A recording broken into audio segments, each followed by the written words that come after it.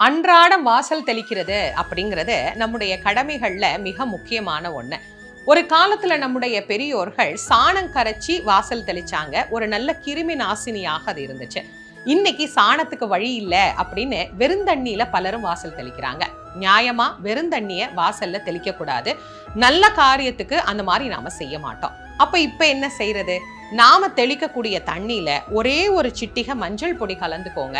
மஞ்சள் கலந்த அந்த நீரை மங்கள நீராக நம்ம வாசல்ல தெளிக்கிற போது நம்முடைய வீட்டுக்கு சகல ஐஸ்வர்யங்களும் கண்டிப்பாக கிடைக்கும். இனிமே மறந்துடாதீங்க, வாச தெளிக்கும் போது வெறுந்தண்ணியை பயன்படுத்தாது, ஒரே ஒரு சிட்டிகை மஞ்சள் பொடி கலந்த தண்ணீரை பயன்படுத்தலாம்.